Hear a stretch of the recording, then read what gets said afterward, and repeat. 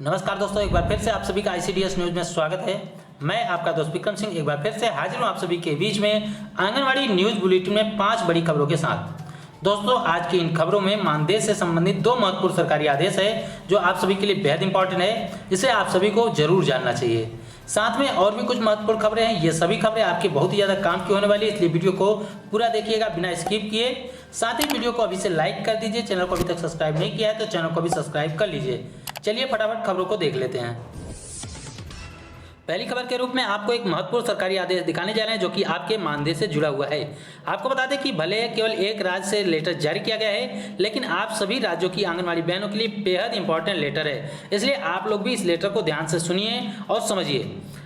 आपकी स्क्रीन पर लेटर दिख भी रहा होगा कि बिहार सरकार के द्वारा यह लेटर जारी किया गया है। समेकित बाल विकास सेवाएं आईसीडीएस निदेशालय बिहार 23/2/2021 यानी कि 23 फरवरी 2021 को यह लेटर जारी किया गया है। इसके प्रेषक हैं निदेशक आईसीडीएस सेवा में सभी जिला प्रोग्राम पदाधिकारी और सभी बाल विकास परियोजना पदाधिकारी।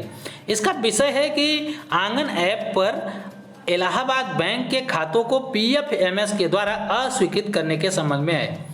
आइए विस्तार से आपको समझाते हैं लेटर में क्या है, कौन से खाते को पीएफएमएस के द्वारा अस्वीकृत करने की बात कही जा रही है। आपको विस्तार से लेटर में बताते हैं क्या लिखा गया है। लिखा गया है, उपयुक्त विषय के संबंध में कहना है कि इलाहाबाद बैंक का विलय इंडियन बैंक में हो चुका है तथा इलाहाबाद बैंक को पीएफएमएस से हटा दिया गया है। इसी कारण से इलाहाबाद बैंक में जिन आंगनबाड़ी सेविका सहायिकाओं का खाता है उनके मानदेय को पीएफएमएस से अस्वीकृत किया जा रहा है। सूची इसके साथ संलग्न की गई है। इसके लिए आवश्यक यह है कि सभी बाल विकास परियोजना अधिकारी अपनी परियोजनाओं में जिन आंगनवाड़ी सेविका सहायिकाओं का खाता इलाहाबाद बैंक में है उनसे अपना खाता आईएफएससी कोड प्राप्त करके पुनः आंगन ऐप पर यथाशीघ्र अपलोड करा दिया जाए। अतः निर्देशित किया जाता है कि सभी जिला प्रोग्राम पदाधिकारी अपने जिले के परियोजनाओं में अविलंब सूची के रूप में जिन आंगनवाड़ी सेविका सहायिकाओं का इलाहाबाद बैंक में खाता है उनका नया खाता विवरणी जो भी है आंगन ऐप पर अपलोड कराया जाए ताकि मानदेय भुगतान सुचारू रूप से होता रहे।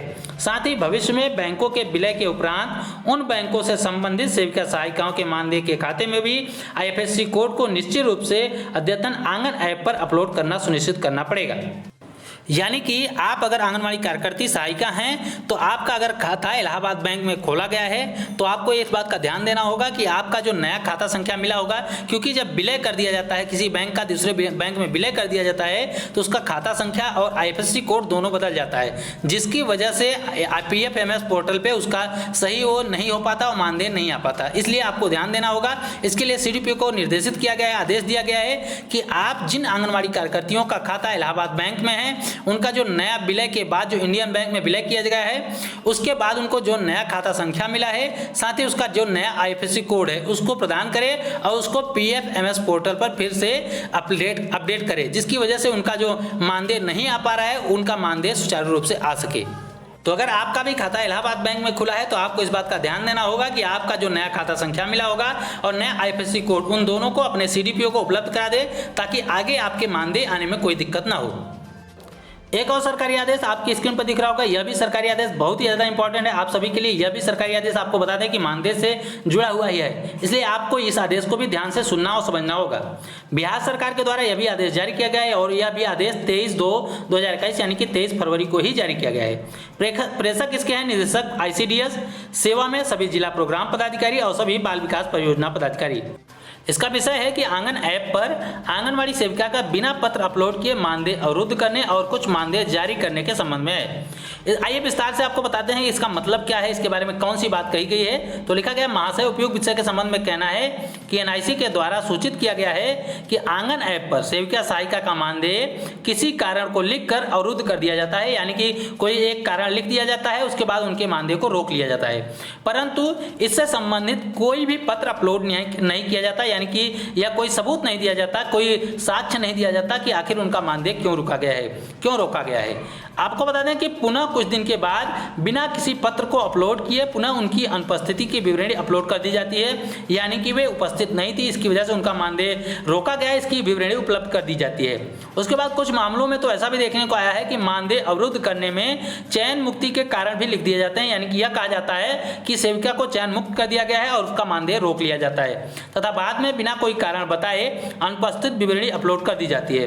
तो यह एक गंभीर मामला है तथा इससे मानदेय की जो राशि है उसका दुरुपयोग या फिर गलत भुगतान की आशंका से इनकार नहीं किया जा सकता है। यानी कि जो मानदेय आता होगा उसको कहीं और इस्तेमाल किया जाता होगा, इससे इनकार नहीं किया जा सकता है। इसके बाद बताया गया है कि अतः निर्देशित किया जाता है कि सभी जिला प्रोग्राम पदाधिकारी अपने स्तर से इसकी समीक्षा करके या सुनिश्चित करें कि जब भी मानदेय अवरुद्ध किया जाए, यानी कि किसी सेविका सहायिका का अगर मानदेय रोका जाता है तो बाल विकास परियोजना पदाधिकारी के द्वारा यानी कि सीडीपीओ के द्वारा कारण के साथ संबंधित आदेश अनिवार्य रूप से अपलोड किए जाए, यानी कि यह कारण जरूर बताया जाए, स्पष्ट रूप से बताया जाए, एक आदेश के साथ, एक लेटर के साथ बताया जाए कि आखिर किस वजह से आंगनबाड़ी सेविका या फिर सहायिका का मानदेय रोका गया है तथा पुनः भुगतान करने की स्थिति में संबंधित आदेश को अनिवार्यतः अपलोड किया जाए, यानी कि अगर फिर से मानदेय दिया जा रहा है तो उसका भी अपलोड किया जाए। एक खबर राजस्थान से आ रही है कि आंगनबाड़ी के बच्चों को बांटने की दाल जो है व्यापारियों के गोदाम में मिली। यह खबर 26 फरवरी को छपी है, 26 फरवरी 2021 को। आइए विस्तार से आपको बताते हैं कि इस खबर में क्या है। आपको बता दें कि कुशलगढ़ में यह खबर छपी है कि महिला और बाल विकास विभाग के अधीन आंगनबाड़ी केंद्रों के बच्चों को बांटने के लिए सरकार की ओर से उपलब्ध कराई जाने वाली चने की दाल शुक्रवार को कुशलगढ़ कस्बे के एक व्यापारी के गोदाम में मिली। प्रशासन ने गोदाम से माल को जब्त करके थाने में रखवा दिया। अब इसे लेकर FIR दर्ज करने की कार्रवाई शुरू कर दी गई है।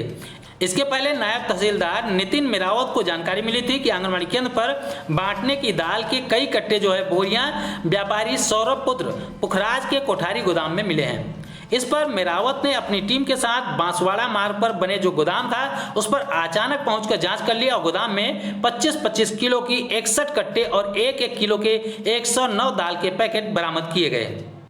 मौके पर जब पूछताछ की गई तो कार्मिक जो थे उस समय मौजूद कार्मिक थे, इसके बारे में कोई भी संतोषजनक जवाब नहीं दे पाए। तो पुलिस को बुलाया गया। इसके बाद गोदाम को सील करके जानकारी जिला प्रशासन को दे दी गई। इस पर विभाग के जो उप निदेशक मंजू परमार देर शाम कुशलगढ़ पहुंची और FIR दर्ज करने की कार्रवाई में जुट गई हैं। तो ऐसा नहीं है कि केवल इसी राज्य में, राजस्थान में और केवल एक राज्य में, एक जिले में ऐसी चीजें हो रही। आपके भी राज्य, आपके भी जिले में इस प्रकार की घटनाएं जरूर होती होंगी।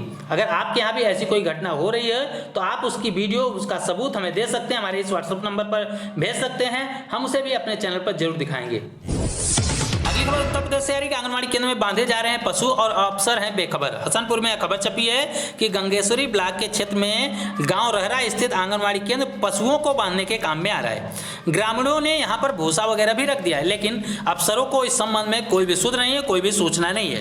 वर्ष 2012 में लाखों रुपए खर्च करने के बाद आंगनबाड़ी केंद्र का भवन बनाया गया था, लेकिन हालात यह है कि आप तस्वीर में देख भी पा रहे हैं, एक तरफ यहाँ पर आंगनबाड़ी केंद्र में पशुओं को बांधा गया है। आप देख पा रहे होंगे भैंस वगैरह बांधी गई है और यहाँ पर ग्रामीणों ने भूसा वगैरह भी रख दिया है। अगली खबर फिर से एक बार उत्तर प्रदेश से आ रही है कि स्कूल के लिए बच्चों को तैयार करेंगी आंगनबाड़ी कार्यकर्ता।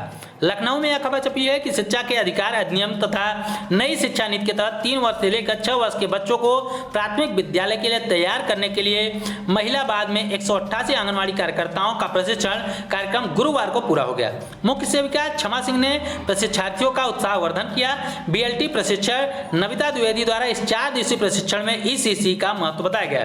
खेल खेल में बच्चों को कहानी, भावगीत के द्वारा कैसे सिखाते हैं, इन पर विचार विमर्श किया गया और बताया गया। तो ये थी दोस्तों आज की कुछ प्रमुख खबरें। उम्मीद करता हूं कि ये खबरें आपके काम की रहेंगी।